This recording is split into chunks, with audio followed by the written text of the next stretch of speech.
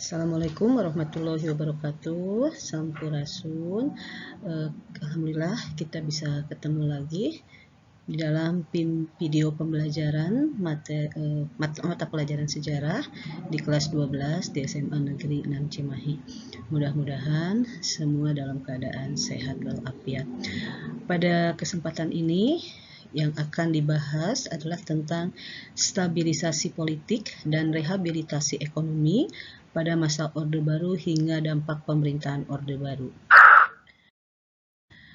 Nah, yang pertama adalah tentang stabilitas politik dan rehabilitasi ekonomi. Stabilitas politik dan keamanan sebagai dasar pembangunan. Kemudian yang kedua adalah stabilisasi dan rehabilitasi. Kemudian rehabilitasi ekonomi Orde Baru. Nah, ini tidak terlepas dari pelaksanaan demokrasi di Indonesia, kemudian melahirkan kebijakan pembangunan pemerintah Orde Baru, kemudian stabilisasi penyeragaman, kemudian penerapan duifungsi ABRI.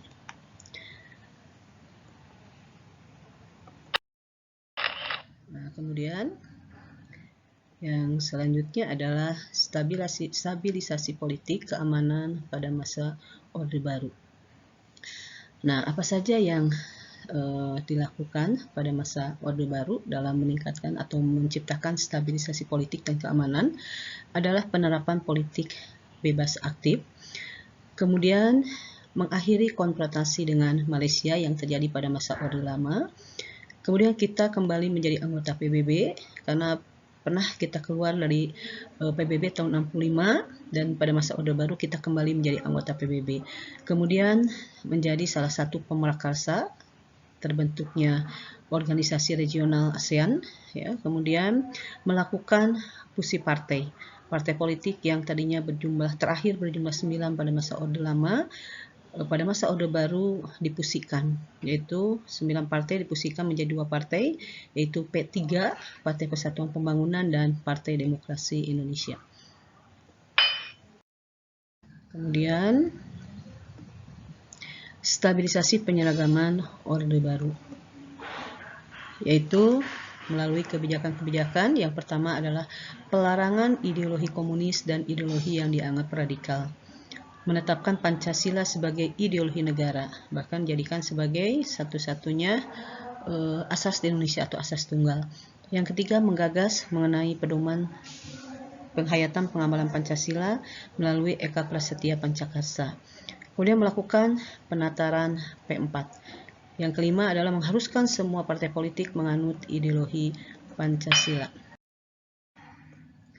Kemudian penerapan duifungsi ABRI, yaitu ABRI mempunyai 2 fungsi. Konsep duifungsi ABRI ini dikenalkan oleh Jenderal Abdul Haris Nasution. Kemudian isinya adalah bahwa tugas ABRI tidak hanya berkaitan dengan bidang keamanan dan pertahanan negara, tetapi berkaitan dengan bidang sosial dan politik. Kemudian anggota ABRI juga menduduki kursi parlemen dan pejabat pemerintah.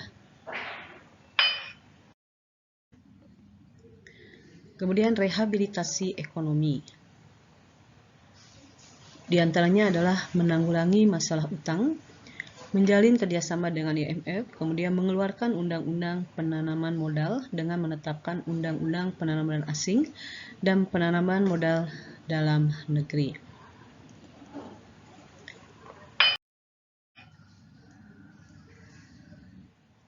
Kemudian selanjutnya adalah kebijakan pembangunan pemerintah Orde Baru dalam bidang pendidikan, yaitu membangun sekolah atau SD Impres di seluruh pelosok Indonesia, meningkatkan jumlah guru untuk memenuhi kebutuhan pengajaran, mencanangkan program wajib belajar 6 tahun, kemudian dilanjutkan menjadi 9 tahun. Memberikan program bantuan beasiswa diantaranya melalui program GNOTA, Gerakan Nasional Orang Tua Asuh. Pemberantasan buta aksara dengan membentuk program kelompok belajar. Bidang kesehatan adalah mendirikan pusat pelayanan kesehatan dalam bentuk pusat kesehatan masyarakat atau dikenal sebagai puskesmas, mengembangkan posyandu, mencanangkan program keluarga berencana untuk menanggulangi peningkatan jumlah penduduk.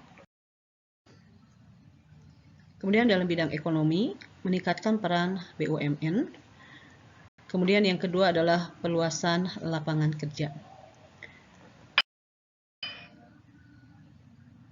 Bidang sosial budaya mencanangkan program transmigrasi ya untuk memeratakan jumlah penduduk, menurunkan angka pengangguran, memberikan sosialisasi agar kebudayaan dan kesenian berkembang sesuai dengan kepribadian bangsa, meningkatkan pembinaan kesenian melalui sekolah-sekolah, kursus dan organisasi kesenian, inventarisasi, dokumentasi, penelitian warisan budaya nasional.